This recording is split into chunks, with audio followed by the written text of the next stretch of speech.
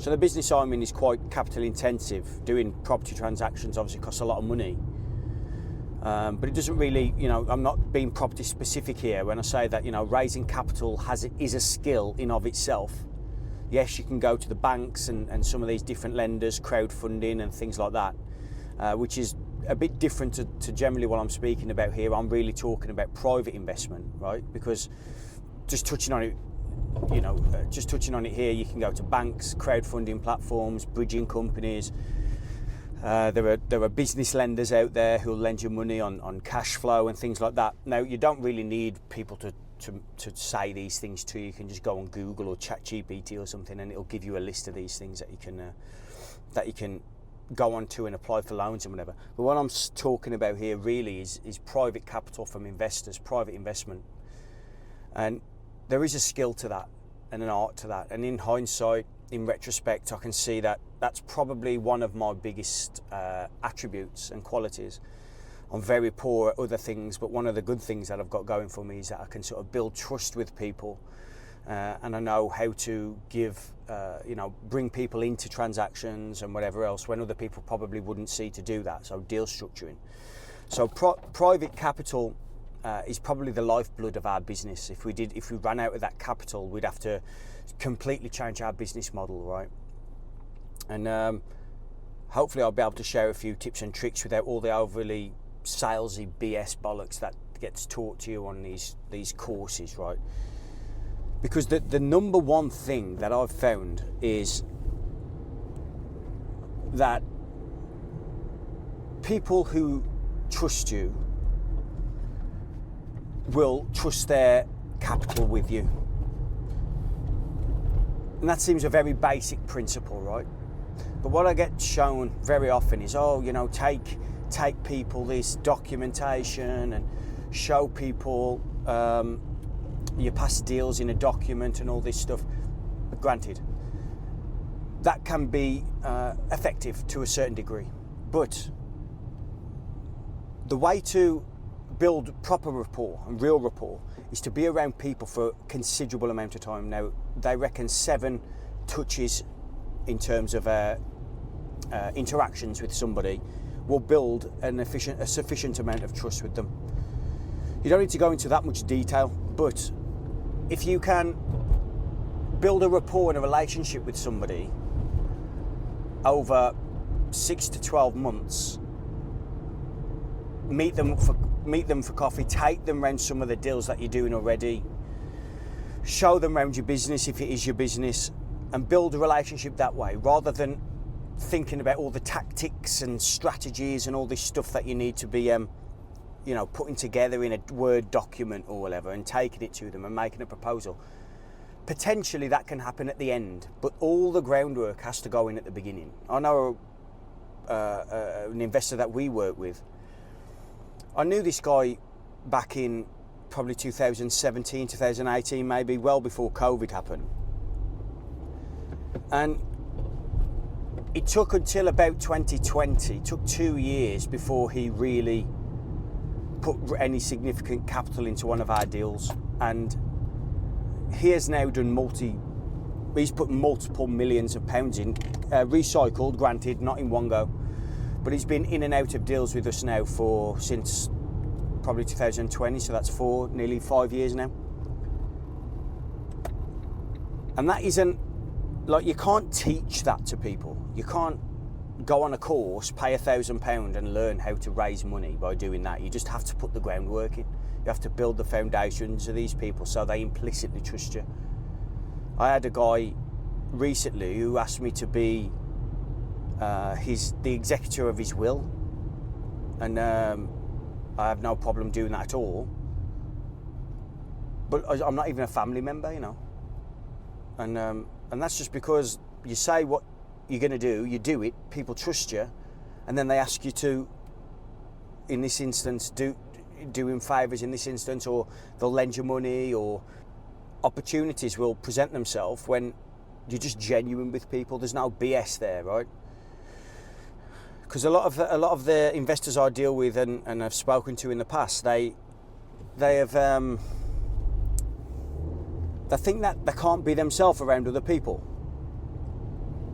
because they feel like they're always trying to put a show on to make them seem better than what they are. And people pick up on that shit now. That was all the 80s and early 90s and stuff. That's finished now. Just who you present yourself to be, who you are, will naturally attract the people that you should be working with. So like, if you know, and you have to have sort of a faith in the universe, or whatever you like to present it as, that will happen.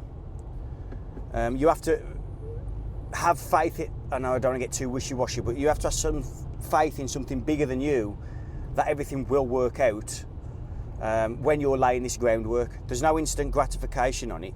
There's no like, you meet somebody one time and then they're amazingly going to lend you £500,000. It's just not going to happen. You know, and it don't matter how good your presentation looks. Don't matter how good your presentation looks, how good your documentation is and all that stuff. Doesn't matter. People need to trust you, they need to like you, they need to get to know you. And how can you, in your business, how can you bring them in such a way that, you know, is compelling to them? So we bring investors around some of our developments to say, look, this is what we're doing, this is what we're up to. If you wanna join in and be a part of what we're doing here and what we're building, please feel free. We don't need that capital, and that's another power play, as it were, is that, like in negotiation, if you're the one who doesn't need the deal to happen in a negotiation, from a negotiation standpoint, if you genuinely don't need that to happen, you've always got the upper hand, right? And it's the same way as when you're speaking to people to raise capital. You have to sort of portray, and ideally it needs to be authentic, that it doesn't matter if these people invest in you or not.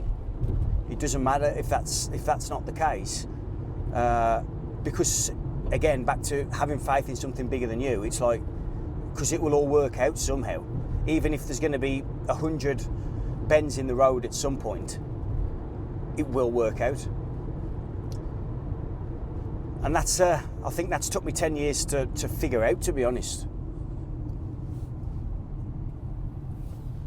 So that's probably what I'd first say, is completely be yourself. Stop thinking that you can have one meeting with somebody and they're going to lend you money. It's not going to happen. I'd recommend having about 5, 6, 7 of them and really building a good relationship with them. Also, there's like something, I don't know where it's come from, that says don't work with friends or family or something. I think that's absolute nonsense. I think I've worked with friends and family and whatever else to raise money, and they've helped me and I've helped them and all that. You know, we bring each other's skill sets and qualities together. Some people have had in the past, when I first did my first deal, I borrowed some money from family members and whatever else, paid them back. They had interest, I got the house. Everybody wins. So, you know, that's another load of nonsense. Completely disregard that one, in my opinion. Do business with friends and family, providing everything's set out up front and everybody knows what's meant to be happening. No issue with that whatsoever. Remove the need for instant gratification. That's a big one. People think that everything should happen yesterday. Tik Tok brain, pancake brain. They've got the attention spans of goldfishes, so a lot of people now are not willing to work for 5, 6, 7 years without seeing the huge results that they expect. And then just as the steam train's starting to gain a bit of momentum, they give up. And that's just when they need to double down, because that's when the momentum's about to take off. Basically, avoid bullshit. Avoid trying to be something bigger and better than what you are. I know when I first started again, I was always trying to raise the money because it come from a place I haven't got any, so therefore I need to portray this successful guy and whatever. And as you can probably tell now, I just go around in whatever really I want to wear, unless I'm in an important meeting or whatever. I go around in whatever I want to wear, and I meet people just like this, And it's like, do you want to come and see a local development we got going on? And we go around like this, we walk around, have a look. I talk about the figures, I talk about how we've structured the deal with investors. No issue whatsoever, completely open and transparent.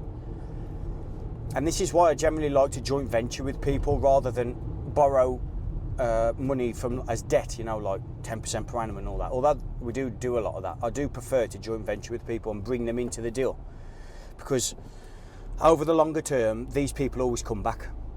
Whereas it is like that with people who lend money on an interest rate basis as well.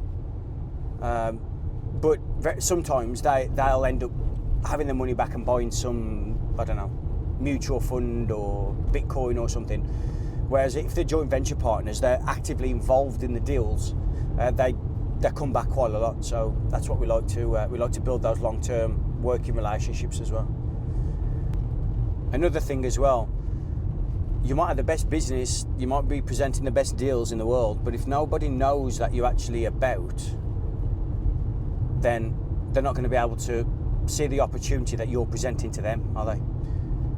So get out there and put yourself out there, get on social media, tell people what you're doing. You don't necessarily, I mean, that's what this is. You don't necessarily have to be, you know, asking for money. I mean, I'd actually recommend never asking for money, which is another tip. I don't ask for money at all. I keep saying, you know, this is what we're doing. If you're interested in it, let me know. And that's sort of the conversation. That's how it ends. I always get them to buy into our situation rather than me going to ask for the money. And I think that's probably to do with like the energetic dynamics. The energetic dynamics of the relationship. It's that I don't need that money. This is an opportunity for you. Do you want to present that money? Do you want to lend us that money, sorry? And if you do, there's going to be a nice return for you. You're going to have a nice piece of the pie if that's the deal structure. Rather than it being the other way and you thinking that you need to, you know, you thinking that you need to borrow the money because you're in a place where I haven't got any. The whole energetic dynamics are completely different, you know. And on that note, I am meeting an investor now. It's getting closer to Christmas, so I have a meeting with all my investors. Just to say hello, thank you and whatever else, because we don't see each other that often, some of them. So the ones that I don't see very often, I have a Christmas meet-up, let them know what's going on, let them know the opportunities that are arising. Yep, have a good one.